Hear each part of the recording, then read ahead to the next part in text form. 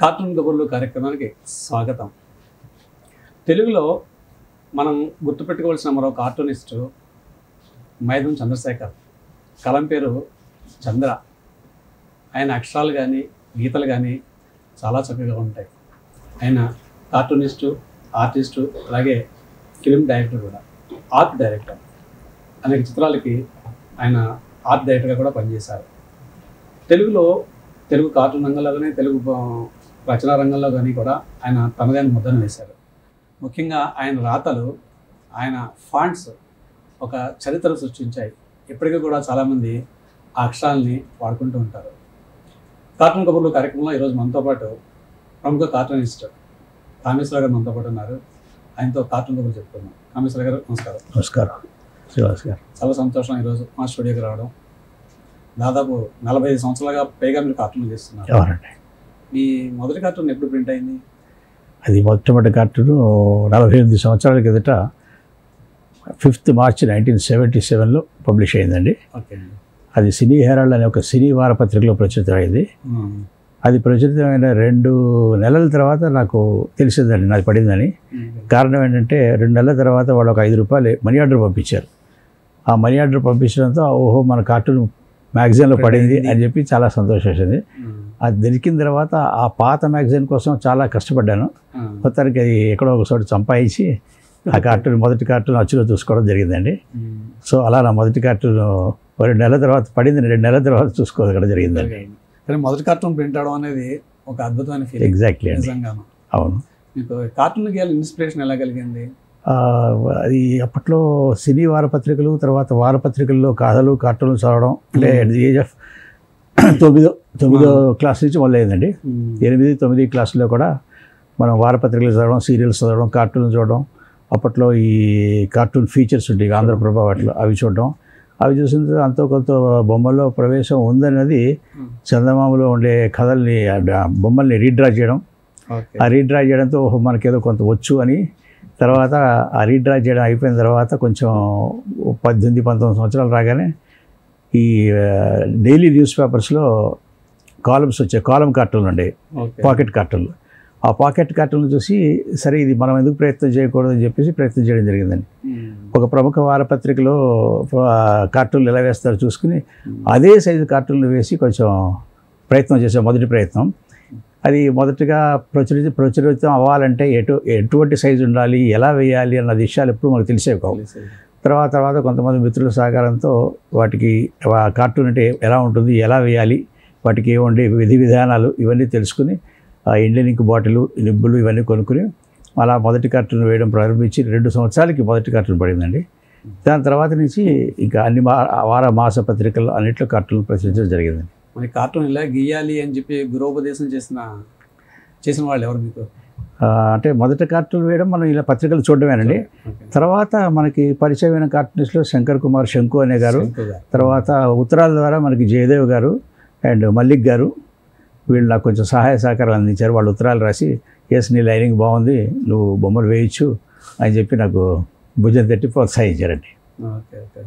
మీరు కార్టూన్స్ మొదలు పెట్టినప్పుడు మీరు ఇంకా స్టూడెంట్గానే ఉన్నారు కదా? అప్పటికి నేను ఇంకా డిగ్రీ చదువుతున్నాను సార్. డిగ్రీ చదువుతున్నాను. అట్ ది ఏజ్ ఆఫ్ 18 అనుకుంటా ఫస్ట్ కార్టూన్ పడింది. ఓకే. మీ కుటుంబ నేపథ్యం ఏమిటి? మా ఫాదర్ కూడా జ్యుడిషియల్ సర్వీస్లో ఉండేవాళ్ళండి. ఆయన ఉద్యోగరీత్యా 1966లో హైదరాబాద్కి వచ్చారు. ఆ సందర్భంగా నేను ఆల్మోస్ట్ హైదరాబాద్లోనే 4వ తరగతి నుంచి చదువుకున్నాను. 4వ తరగతి నుంచి 10th క్లాస్ వరకు ఇంటర్మీడియట్, డిగ్రీ అన్నీ హైదరాబాద్లోనే కంప్లీట్ చేశారండి. తర్వాత మా రిటైర్ అయిపోయిన తర్వాత మా మ్యారేజ్లు అయిపోయిన తర్వాత మేము హైదరాబాద్లోనే స్థిరపడ్డాం. ఇప్పుడు నాకు ఒక అబ్బాయి, ఒక అమ్మాయి అండి. అబ్బాయికి మ్యారేజ్ అయిపోయింది, అమ్మాయికి కూడా మ్యారేజ్ అయిపోయింది. మా కోడలు తను కూడా PhD చేసింది, డాక్టరేట్ చేసి ప్రస్తుతం సాఫ్ట్వేర్లో ఉన్నది. అబ్బాయి కూడా సాఫ్ట్వేర్ ఇంజనీరే. అమ్మాయి కూడా సాఫ్ట్వేర్ ఇంజనీరు. అతను అల్లుడు మాత్రం ఎలక్ట్రికల్ ఇంజనీర్ అండి. వాళ్ళిద్దరికి, మా అమ్మాయికి ఒక అబ్బాయి, మా అబ్బాయికి 2 అమ్మాయిలండి. మరి వాళ్ళు కూడా నేర్పుతున్నారు కార్టూన్ గీయడం? బొమ్మలు ఏదో నేర్పుతున్నానండి. నేను నేర్పకపోయినా అవి చూసి నేర్చుకుంటున్నారు. ఓకే. ఈ కార్టూన్లు కూడా, కార్టూన్లో క్యారెక్టర్ కానీ థీమ్స్ కానీ మీలాగా చాలా సౌమ్యంగా ఉంటాయి. ఇది ఈ థీమ్ సెలెక్షన్ అనేది ఎలా తీసుకుంటారు? అంటే కార్టూన్లో థాట్ అనేది అది ఎలా వస్తుంది అన్న దానికి ప్రత్యేకంగా ఏం చెప్పలేమండి. అది ఏ టైంలోనే రావచ్చు, ఎప్పుడైనా రావచ్చు. ఆ థాట్ రావడమే ఇంపార్టెంట్. ఒకసారి థాట్ అంటూ వస్తే బొమ్మ వేయడం పెద్ద కష్టమేం కాదు. ఒక 5-6 నిమిషాలు లేకపోతే 10 నిమిషాలు 15 నిమిషాలు దానికి అలంకరణ చేస్తే టైం పడుతుంది. సో ఒకసారి థాట్ రావడమే కష్టం. ఆ థాట్ ఎలా వస్తుంది అనేది ఏం చెప్పలేండి. బస్సులో వెళ్తున్నప్పుడు రావచ్చు, రైల్లో వెళ్తున్నప్పుడు రావచ్చు, నిద్రపోతున్నప్పుడు రావచ్చు. ఎలా వచ్చినా సరే ఒక పక్కన కాగితం పుస్తకం పెట్టుకుని ఏమైనా థాట్ వస్తే వెంటనే దాన్ని మీరు రాసుకుని ఆ నెక్స్ట్ డే దాన్ని కార్టూన్ రూపంలో చిత్రించడానికి ప్రయత్నం చేస్తుంటానండి.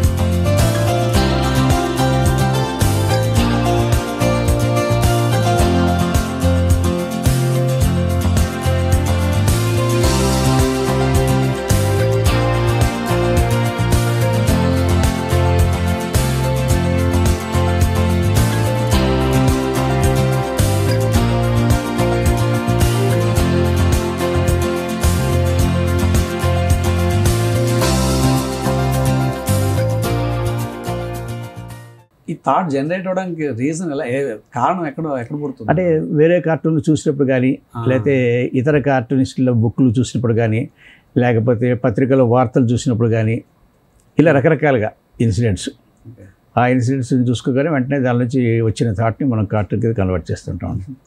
మీ కార్టూన్లో క్యారెక్టర్స్ కూడా చాలా హైలీ డిసిప్లిన్డ్గా ఉంటాయి. ఒక లెవెల్ దాటి వెళ్ళవుతాం, బుద్ధిమంతులాగా ఉంటాయి మొత్తం క్యారెక్టర్స్ అన్నీ కూడా. నేను అదే అనిపించింది, మీ వ్యక్తిత్వాన్ని చూస్తే కూడా ఒక కార్టూనిస్ట్ వ్యక్తిత్వం కూడా కార్టూన్లో కనబడుతుందేమో అనిపిస్తుంది నిజంగా కొంతవరకు. అంటే అలవాటు అయిపోయిందండి ఆ బొమ్మలు అలా వేయడం. అంటే ఒక్కొక్క కార్టూనిస్ట్కి ఒక్కొక్క స్టైల్ ఉంటుందండి. ఆ స్టైలు అది డెవలప్ అయ్యడం అంటే ఆటోమేటిక్గా మనం కార్టూన్లు వేస్తున్నాం కదా, అలా డెవలప్ అవుతుంటుంది. దాని నుంచి బయటపడాలంటే కొంచెం కష్టమేనండి. ఎందుకంటే ఆ బొమ్మలు మూస ధోరణి అన్నీ ఒకలాగే ఉంటాయి. సో ఒక్కొక్క కార్టూన్ క్యారెక్టర్ని వేయాలంటే మన దృష్టిలో ఒకలా వేస్తాం, ఇంకో కార్టూనిస్ట్ ఇంకో దృష్టిలో వేస్తాడు. కాబట్టి ఆ అలవాటు అయిపోయిన ధోరణిలో ఆ లైనింగ్ అలా వెళ్ళిపోతూ ఉంటుందండి. కమలేష్ గారు, మీకంటూ ఒక సొంత లైనింగ్ వచ్చింది కదా, ఈ లైనింగ్ రావడానికి మీరు ఏం కృషి చేశారు? మరి రెగ్యులర్గా వేయడమేనండి. గత 48 సంవత్సరాలుగా కార్టూన్లు గీస్తూ ఉంటే ఆటోమేటిక్గా ఒక పద్ధతి, ఒక లైను, ఒక క్యారెక్టర్ సృష్టించారంటే ఒక రకమైన ఎక్స్ప్రెషను.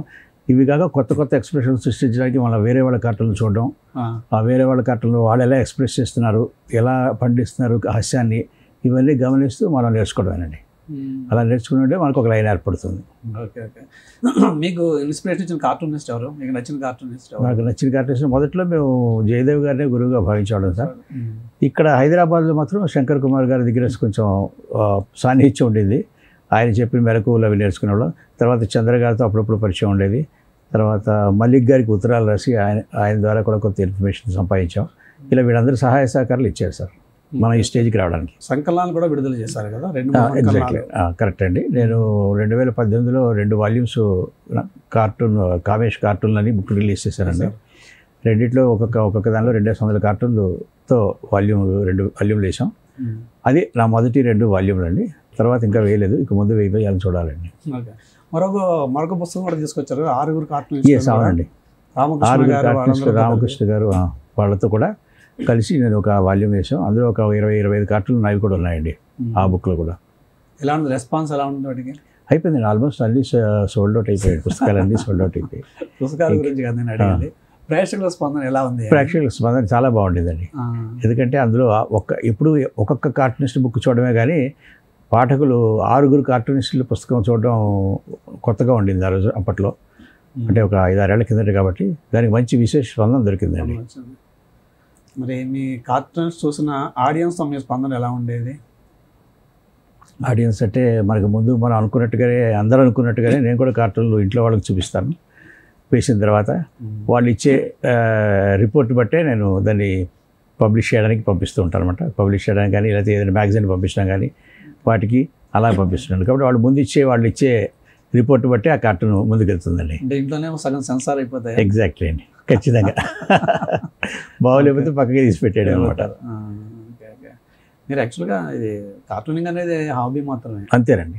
మీ వృత్తి ఏమిటి, ఏం చేసేవారు? నేను ఇక్కడ రాష్ట్ర హైకోర్టులో జాయిన్ అయ్యాను సార్. 1979లో జాయిన్ అయ్యాను. 2016లో అసిస్టెంట్ రిజిస్ట్రార్గా రిటైర్ అయ్యానండి. రిటైర్ అయిపోయిన తర్వాత ఇంకా కార్టూన్లో ఇప్పుడు హాబీగా ఉన్నదాన్ని మరింత మెరుగుపరుస్తున్నారండి. అది కూడా మనకి టైం పాస్ అవుతుంది, చక్కటి కాలక్షేపం కుదురుతుంది రిటైర్ అయిపోయిన తర్వాత. చిన్న క్యూరియాసిటీ, అసిస్టెంట్ రిజిస్ట్రార్ అంటే మీ డ్యూటీస్ ఎలా ఉంటాయి జనరల్గా? నేను చేసింది రిక్రూట్మెంట్, విజిలెన్స్ డిపార్ట్మెంట్లో చేశానండి. విజిలెన్స్ డిపార్ట్మెంట్ అంటే జ్యుడిషియల్ ఆఫీసర్స్ మీద కంప్లైంట్లు రిసీవ్ చేయడం, ఆ కంప్లైంట్లు ఫాలోఅప్ యాక్షన్ చేయడం, అది ఉండేదండి. ఇంకా రిక్రూట్మెంట్ అంటే డిస్ట్రిక్ట్ జడ్జిలు, జూనియర్ సివిల్ జడ్జిలు రిక్రూట్మెంట్కి ఇన్ఛార్జిగా ఉండేవాడండి.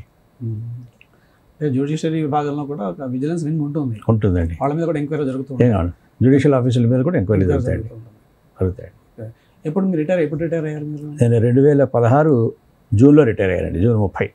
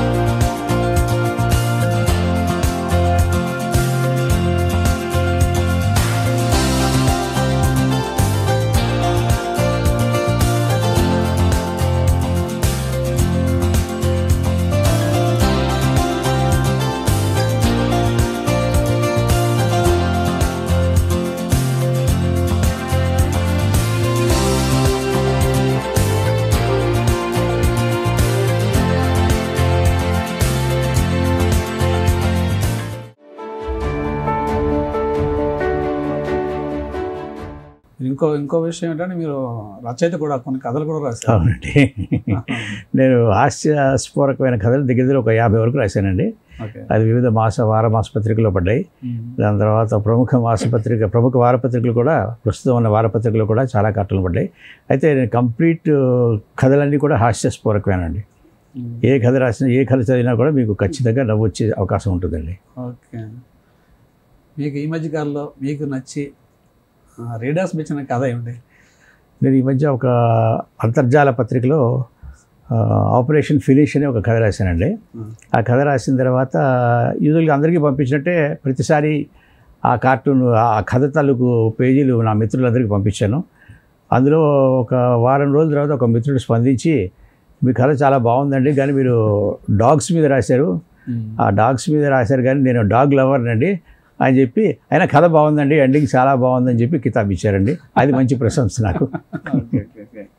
కామేష్ గారు, ఇది ఇలాగే మీరు ఇందాక ప్లాట్ తీసుకోవడానికి కథల గురించి కార్టూన్ గురించి ఎలా ఆలోచిస్తారో, కథల గురించి కూడా అలాగే ఆలోచిస్తారా? అవునండి. అది కూడా ఏంటంటే ఒక్కొక్కసారి మనం వేసే కార్టూన్ని కొంచెం పొడిగింపు చేస్తే అది కథ కింద మనం రాయించండి. దాన్ని కొంచెం అంటే ముగింపు బాగుండేలా చూసుకుని ఆ కథలోని పాత్రలకు ఇది మన డైలాగులు రాసేస్తే చక్కగా ఒక కార్టూన్ని కొంచెం సాగదీసి మనం కథ కింద మళ్ళించవచ్చు. అది ఒక రకమైన కిటుకు. అది కాకుండా మామూలుగా కథలు రాయగలిగే కెపాసిటీ ఉంటే కనుక మనం మంచి కథలు, హాస్యస్ఫూరక కథలు చాలా రాయించండి. కార్టూన్ గురించి అన్నారు కదా, కార్టూన్ గురించిలో థాట్ అంటే అన్నారు కదా మీరు. థాట్ అంటే మనకి ఎలా ఉంటుందంటే, ఇప్పుడు ఒక 2 పద్ధతులు ఉంటాయండి.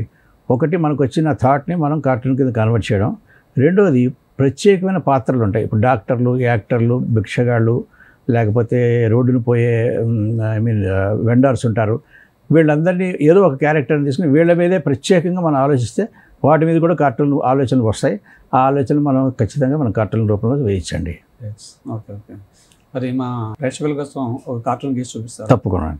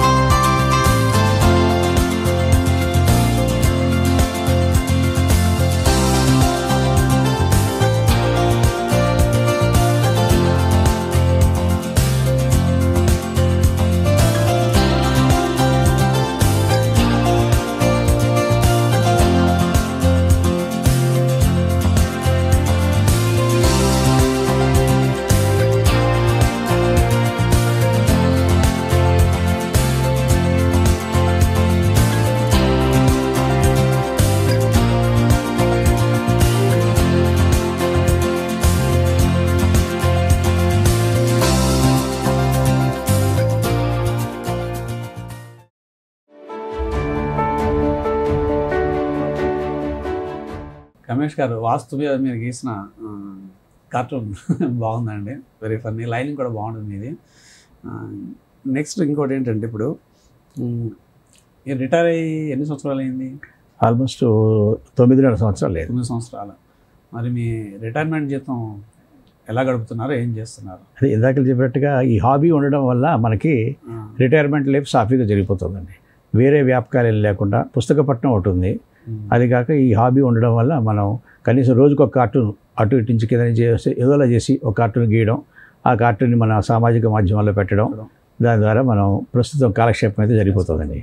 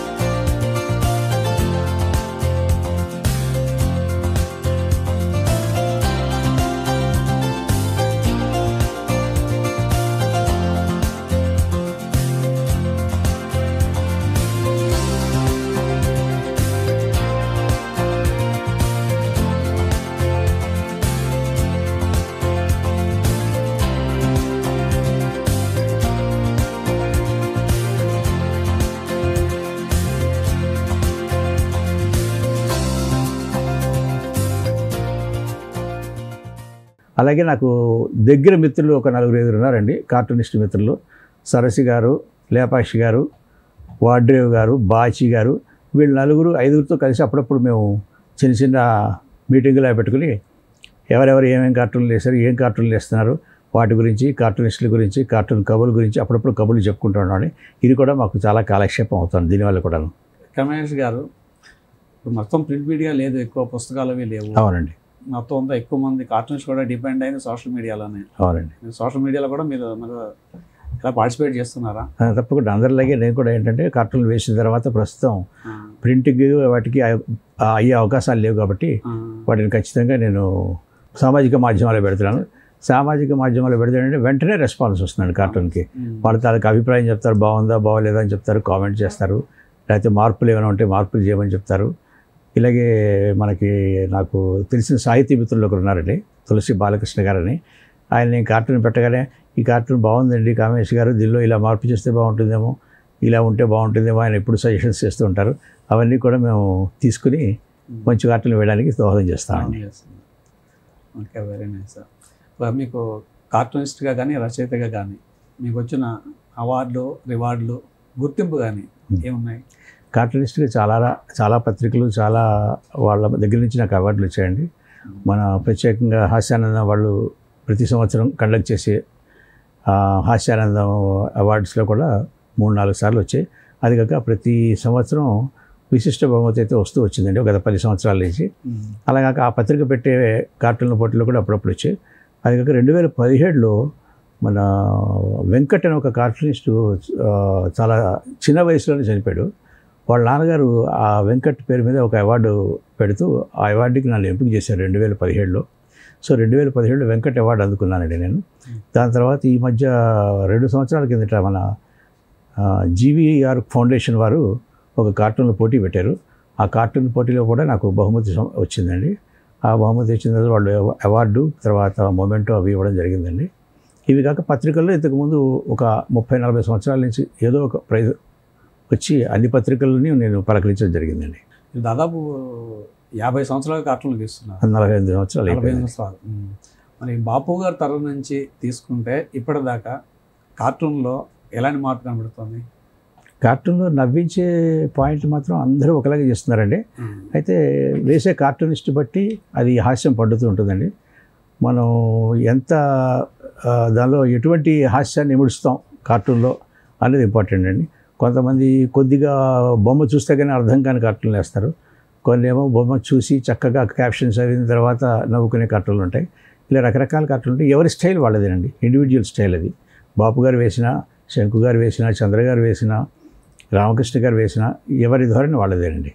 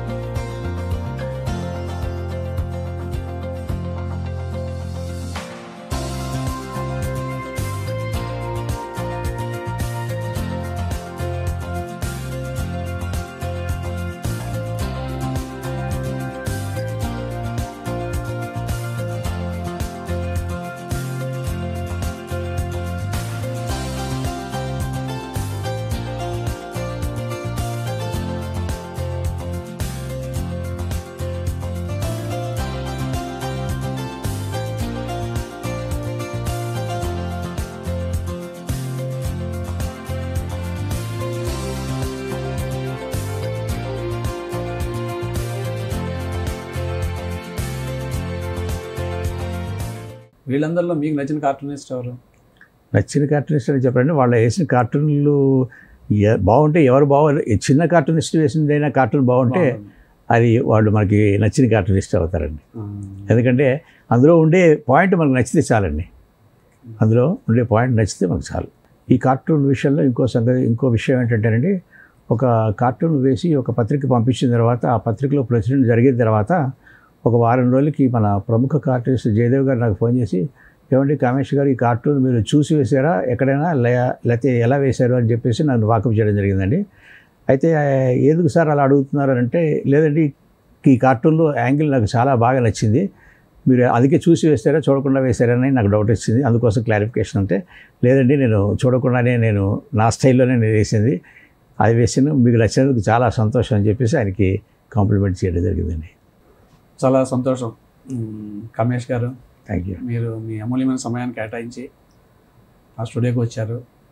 మేము భవిష్యత్తులో కూడా మీ నుంచి మరిన్ని మంచి కార్టూన్లు రావాలని మేము మనస్ఫూర్తిగా కోరుకుంటున్నాం. చాలా సంతోషం. నమస్కారం. విన్నారుగా కమేష్ గారు చెప్పిన కార్టూన్ కబుర్లు. వచ్చే వారం మరో కార్టూన్స్తో కలుద్దాం. సెలవు.